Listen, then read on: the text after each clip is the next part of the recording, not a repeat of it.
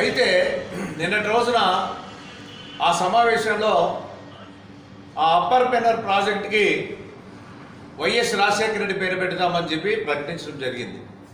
అయితే ప్రభుత్వాలు మారినట్లలా ప్రాజెక్టుల పేర్లు మారుస్తారా? మీకు ఈరోజు అవకాశం వచ్చింది, మాకు కూడా అవకాశం వచ్చింది. ఎప్పుడు 14లో వచ్చింది, 19 వరకు ఉన్నాం. అయితే గతంలో మీరు పాలకులుగా ఉన్నటువంటి సందర్భంలో శ్రీరామరెడ్డి వాటర్ ప్రాజెక్టు పేరు పెట్టారు, అనంత వెంకటరామరెడ్డి ప్రాజెక్టుకి నామకరణం చేశారు. అట్లనే తీసుకున్నట్టయితే జేసీ నాగిరెడ్డి ప్రాజెక్ట్స్ కూడా నామకరణాలు చేశారు. అయితే మేము ఎక్కడ పేర్లు మార్చలేదే, మీరు ఎందుకు మారుస్తున్నారు? అదొక చరిత్ర ఉన్నటువంటి పేర్లు అట్లే కంటిన్యూషన్ ఉండాల్సినటువంటి అవసరం ఆగత్యం ఉంది.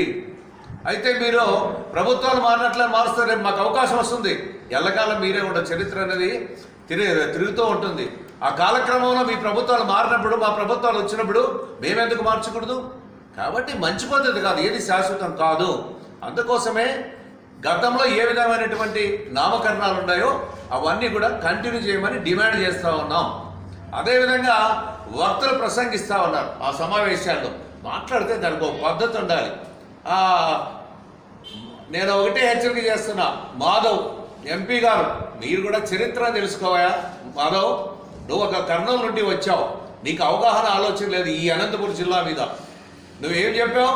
పరిటాల రవీంద్ర ఏదో రక్తం ఏర్లై పాలించాడు, నీళ్ళు ఏదో ఇస్తావన్నమాట. మీరు కాదయా, ఇది తెలుగుదేశం పుణ్యానా ఈరోజు మా నాయకుడు పూజ్యులు, మా పార్టీ వ్యవస్థాపక అధ్యక్షులు నందమూరి తారక రామారావు గారు, అదేవిధంగా ప్రముఖ ఇంజనీర్ శివరామకృష్ణయ్య గారి వాళ్ళ తోడ్పాటుతోనే ఈరోజు హంద్రీనీవా హంద్రీనీవా పథకం అనేది రూపుదాల్చింది.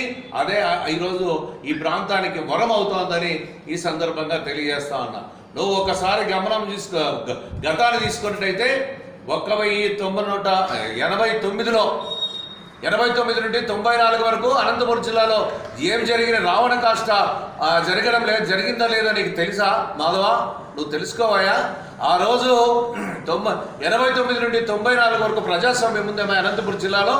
మీరు చూసే 89లో చెన్నారెడ్డి కుటుంబం, అదేవిధంగా ధర్మవరంలో అయితే ఈ అనంతపురం జిల్లాలో భయానకమైనటువంటి పరిస్థితి. కనీసం ఎవరు కూడా స్వచ్ఛందంగా బయటకు వచ్చే పరిస్థితులు, దౌర్జన్యం కంటే పెచ్చి విరిపోయినటువంటి సందర్భంలో 94 పరిటాల రవీంద్ర రావడంతోనే ఆ ప్రజాస్వామ్యం కాపాడుకోవడం జరిగింది. పరిటాల రవి వచ్చిన తర్వాత ఊపిరి పీల్చుకున్నారు 94 తర్వాత ఈ అనంతపురం జిల్లాలో. లేకపోతే మీ దౌర్జన్యం కంటే ఏ విధంగా జరిగింది?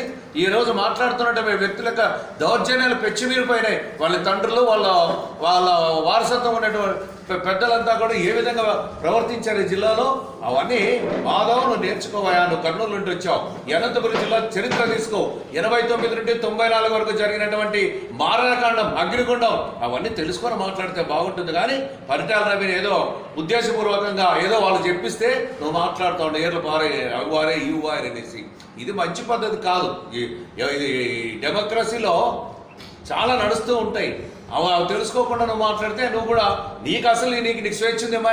మీరు ఇప్పుడు పార్లమెంట్ మెంబర్గా ఉండవు, అసలు మీ పార్టీలో నీకు ఈరోజు స్వేచ్ఛ ఉందా? నీదేమన్నా జరుగుతూ ఉందా?